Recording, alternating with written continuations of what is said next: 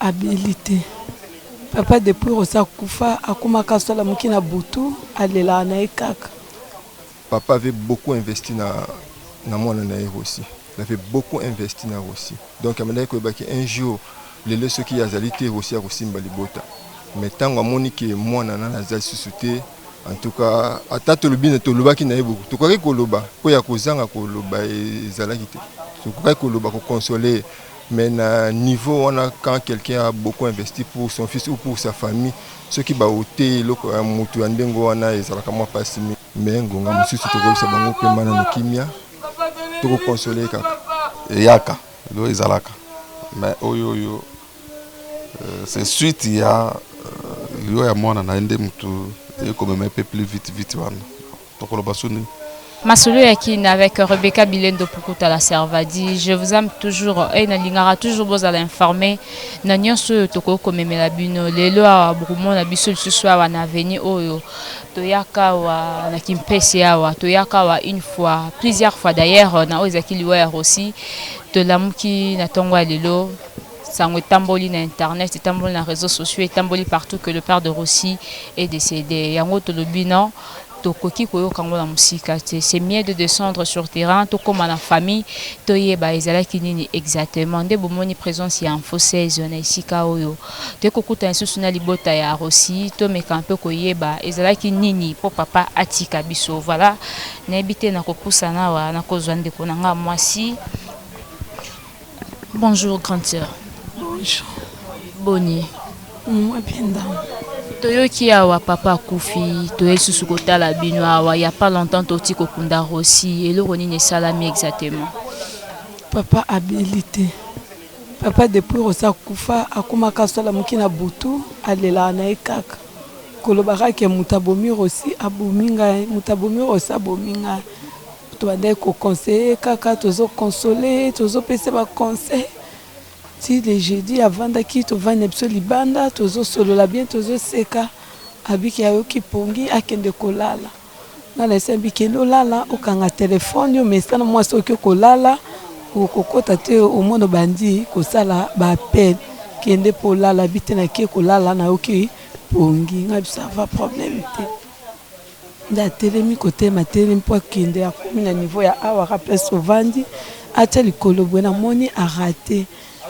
Na benge papa nini abaluki atalinga akwe nde na telemi na beleli bato bazalaki topusi bango ti topusi ti na kati ya lopango tosali ba prière esili wana meki kofungola miso atali biso me azalaki kaka bien te toyokomimeti na hôpital bande kolela kaka Rossi na ye nani abomeni nga Rossi moto abomi Rossi abomi so toyesebi Rossi esi akufi papa oza na biso ifo bika.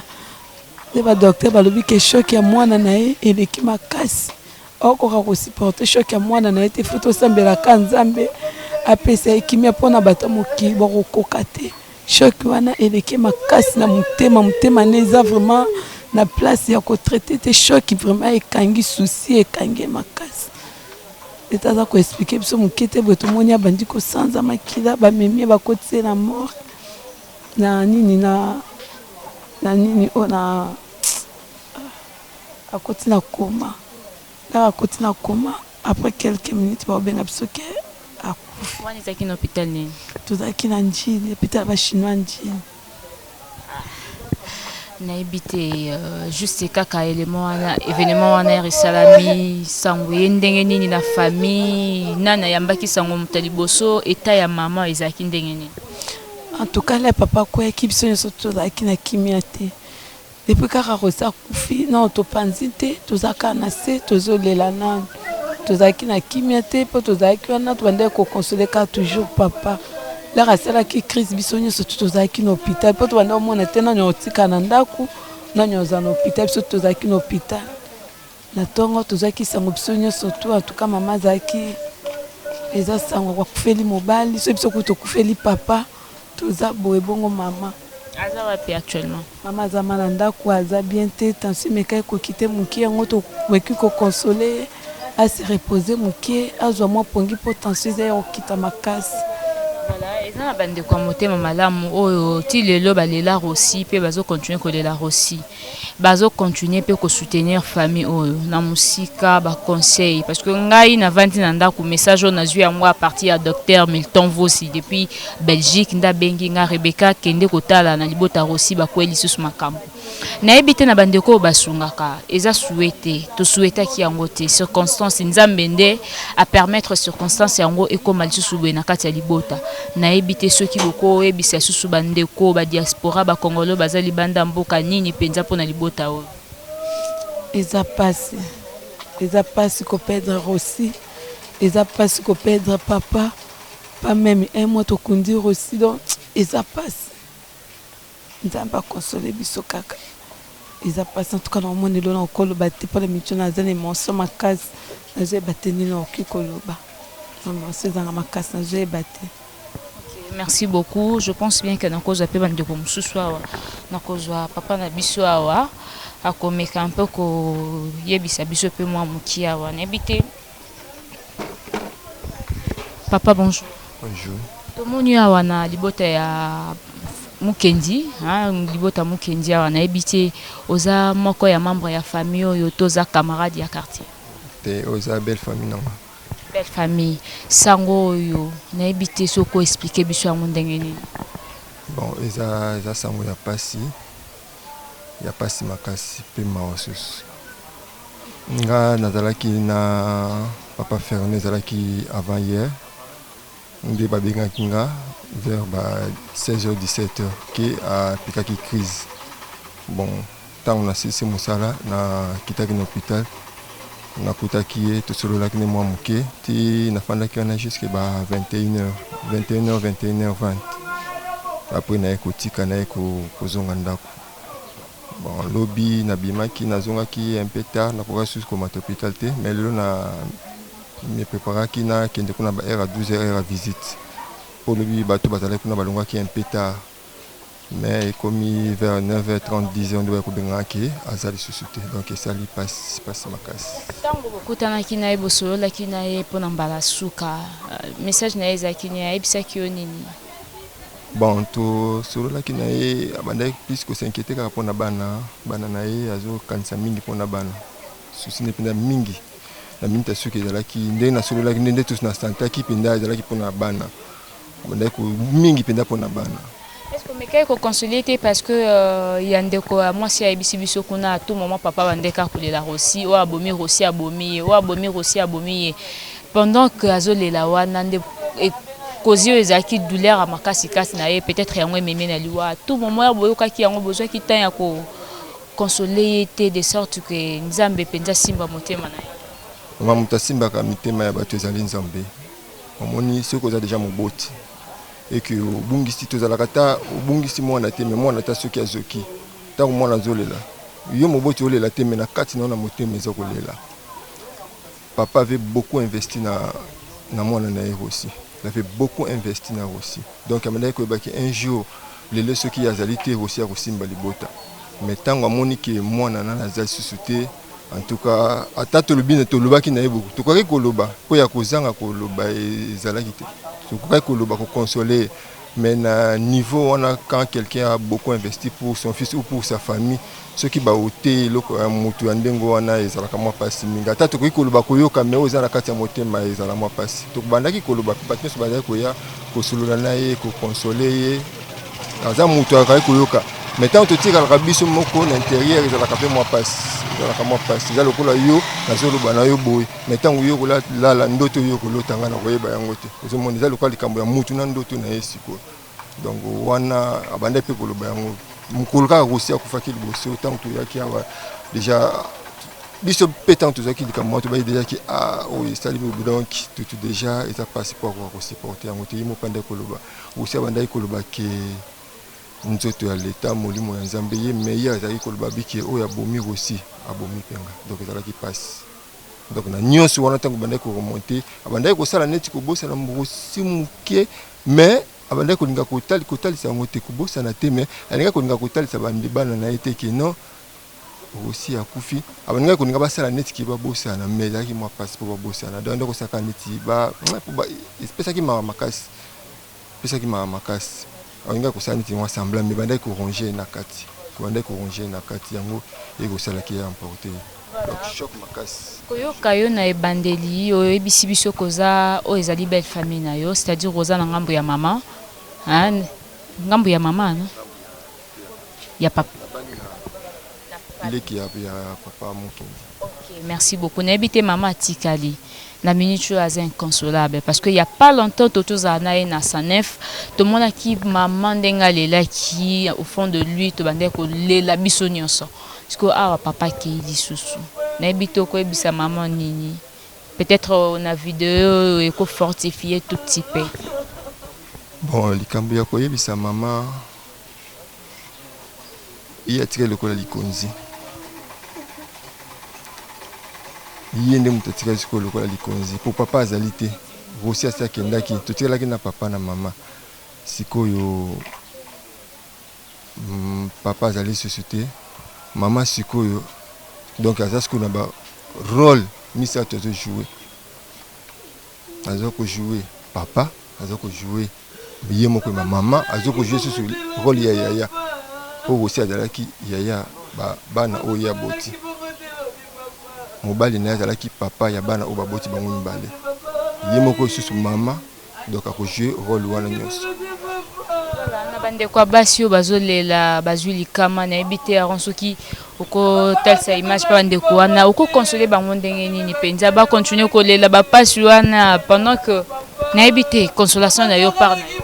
Bon na bandeko ya basi omoni ndenge likambo ezali boye ezali nano show boye donc nakoki koyebisa bango etika kolela kozalaka pasi totika nanu balela po toza eza bomoto alela nanu me ngonga mosusu tokoyebisa bango mpe mba nanu kimia tokokonsole kaka me ngonga oyo ata soki oyebisi motu tala nanu pasi na eza na motema totika nanu exprime yango nanu balela nanu po ata soki topekisi okopekisa komona mosusu akoya kolela kaka totika nanu balela. Surtout que choc ezana nous il y a pas longtemps matanga aussi est compliqué qui wumela qui sala qui il y a pas longtemps babimisi yango to kundiye quelques semaines après papa Koufi. Merci beaucoup. Merci. Voilà, n'habite son en kokota ne fils que na kati ndaku nazo pe bandeko bazawa donc on est besoin mona ngawa na uti tout wana ebembe ya papa Olangi donc vous allez peut-être remarquer tenio c'est pas changé parce que toza toujours na service na bino to linga ko informer bino tango to uti de l'autre côté to lobi to ki sango ezubiso toza ki penza kuna to koki ko kendeka kambala moko te on peut toutefois avancer ici to yeba pe nini ezala ki vraiment na yawa namoni bandeko na biso bazawa choc eza tellement makasi toko traumatiser maman te toko tungisa ye pe na nusiko te na ebite papa na biso awa ceux qui bako yebisa biso mo eloko vraiment. Bonjour papa. Bonjour. Sangwa mawo ekomeli susu libota Mokendi awa na ebite papa yo oyoki yango ya ba prendre une nouvelle uloba kini au fond de toi. Bon, ngai ba prendre une nouvelle te ngai nazali moko ya famille oyo ya Koufi azali beau frère na ngai nazali leki ya mwasi na ye donc ba prendre ngai te ngai moko ya Koufi à ma présence de tokomi na boye za moto apprendre ngai te. Avant Koufa bosolaki? Oui, tout ça qui est en contact, tout ça qui est en contact à tout moment donc depuis liwa ya mwana na ye ya Rosi Mokendi azaki un peu affecté à tout moment kokanisa nde to komati jeudi passé vers 10h à piquer crise tension salié nde to memi na hôpital il y a Sainte-Thérèse na hôpital ba chinois depuis jeudi to komi kona il s'est rétabli pendant ça l'examen ti ay kotikala na biso tozongi lobi lisusu tozalaki na ye tona kosolola sans problème mais ce n'est que la butu ya lobi nde etikala ko c'est compliqué. Et grande sœur atikali na bandeko na biso basi bana et tout famille libota mobima en fait na ebité na étant que petit frère hein soko ebisa yaya nini na bano batikali pendant que ya totukunda aussi il y a pas longtemps ba choc ezana na mitema. Non ba choc ezana na mitema. Vraiment Zaka Likamundé sur Yaka tu vois quand même que liwa Yaka liwa Izalaka mais oyo c'est suite ya liyo ya mwana na ende mutu ekomema pe plus vite wana tokoloba suni Nzambe kaka sunga kaka abattre biso totikali comme ça toyeba ndenge ya koévoluer. Voilà, moi question moko peut-être eko motiver bandeko ebele. Tango moto akufi boye bato ebele balobaka kaka makambo ya malamu na ya mabe. Ebele pe na tango oyo bazoloba c'est suite ya oyo ezali choc ya liwa ya Rossi ndenge ebomi papa. Mais mingi mususu bakoloba voilà mususu jour ya matanga poison batielaki na kiti ezaki peut-être ne loko boye soit tibo. Na ebite po na biloba ya bato ya mokili. Ceux qui okoloba ni n'étant que membre à famille parce que mon toi as maître de ya milimo eza Nzambe. Tango papa kei mokili e bandi koloba mabe peut-être pour ebele ya bato déjà ba oki nouvelle homme ah batila ki poison te ah ezala ki boité mais quand nous lancer message moko peut-être o ekoki ko interpeller mutu nyonso akoluka a interpréter liwa ya papa Chimanga na ndenga mabe. Bon ngai na koloba ke liwa c'est un fait réel naturel.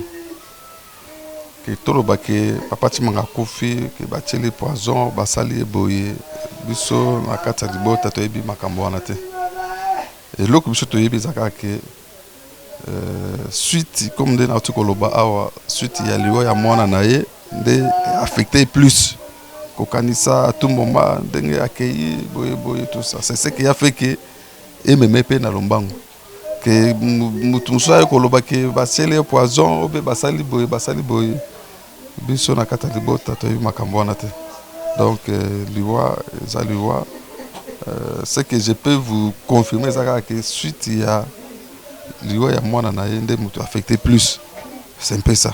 À part ça, tu as vu ma camususu te. Et ben besoin na margonné jusque là. To memaki na hôpital ya ba chinois na Njili na hôpital na Sainte-Thérèse. Eza ko nde place nde akufeni. Donc, les APK na morgue à Sainte-Thérèse. Oui, les APK na morgue à Sainte-Thérèse. Jusque-là, programme non établi. Oui, jusque-là, comme déjà au Tokokufa, il faut libotande Tokofanda. Comme ça, Tokoye Bandeni a organiser programme ya obsèque ndenge kolanda manasima. Mais jusque-là, vraiment, programme est annoté. Akufa ki lobby na Ernene. Lelo na Ernene. Na ba 10 heures. Na ba 10 heures. Akufile n'a pas 10 heures. Donc, Akufile le 2 juin, toza samedi 2 juin, et ça plus jour d'enterrement kutu ya papa Olangi. Donc, pendant que biso toza ki na enterrement ya papa Olangi, tozo lukato informé bandeko balandaka biso ndeto à prendre nouvelle. En tout cas, mes condoléances. Merci beaucoup. Merci beaucoup. Tu sais bien la présence rabino. Sauf que biso na kata libota bon mawa ezongeli biso lisusu puisque tukanisa peut-être que tofanda peut-être tobosa na tama makambo yetu koleka mais 2 semaines après toujours sur le kambo ya munene boye mais zaka makambo Nzambe. Merci beaucoup.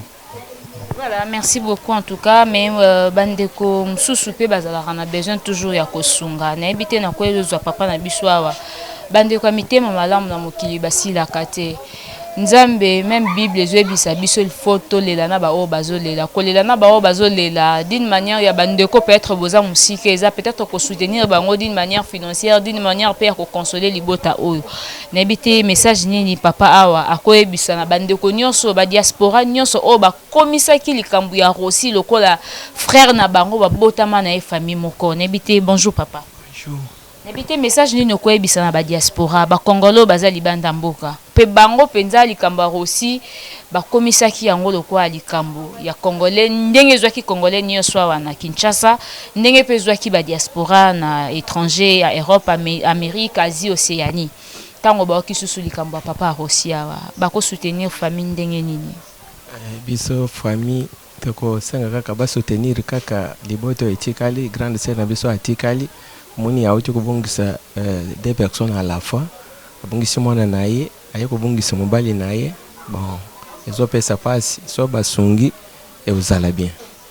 OK mais moi numéro ya contact na bité ya membre moko à famille à tout moment bandeko mosusu bakozala na besoin bazwa bino directement na place babandole kaka Rebecca kende kuna na famille ya Rossi tosola na mutu boy nayebi te soki bokopesa ta numéro moko bandeko balibanda bakobenga bino a partir ya wana pe bapesa ta contribution na bango.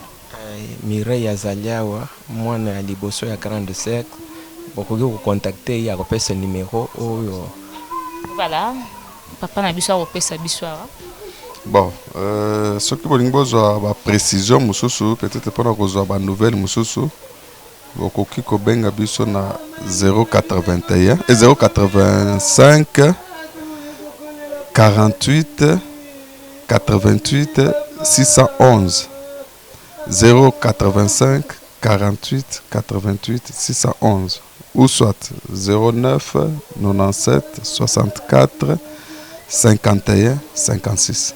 Donc, beaucoup de directement biso ba membre de famille puisque ngai nazali beau-frère ya papa Chimanga azali leki ya Mwasinaye. Merci beaucoup na bandeko nyuso balangaka masolo ya kina avec Rebecca Bilendo Pukuta la Servadi tango yo libote ezana na pasi mingi toboyi kotuna mituna ebele mais o ezaki bosenga pona mkola lelo ezaki toyeba papa belaki ezalaki nini exactement boyoki ba explication ya bandeko bapesi biso en tout cas ça fait très mal pona bandeko nyonso nzamba retoucher mitema na bango bakoluka un peu ba soutenir libota numéro bapesi yango wana vous allez taper plus 243 liboso et puis bozui numéro wana boko contribuer ko benga ko consoler famille et pourquoi pas financièrement mais napesi merci mingi na bino bato yo bosabonaka mingi na info 16 pour vous aller informer à tout moment en tout cas tozalia wana libota oyo biso pe presse famille après kaka nde lataki problème a Rossi nde ko lata susu problème ya papa na biso atiki biso et puis to ko continuer ko soutenir libota oyo tina suka ne fût-ce qu'ata ba participation na biso ya ko lekisata nouvelle batubaye ba et puis contribution ou tata libanda ezape malamu mingi na pesi bino bambote mingi Kamonette Mbola descendant Simo Kimbangu maître Kim Kabongo les préférés et même ya fondation Lisalisi bino bato bosungaka botala pe famille oyo boyo kapenza passion kobungisa deux personnes à la fois. Comme le français dit souvent, le malheur ne vient jamais seul. Ezali kambo komeli libota oyo. Sinon pas sinamute ma info 16 pa ekolelana bango frère Richard Madeka, tonton Mwinga mobali ya Syrie, Aaron Lubamba oazan sima caméra, mbala ya sima tokoya lisusu apona kozwa programme ndenge nini kopesa ma vraiment pona matanga oyo. Sinon mbala ya sima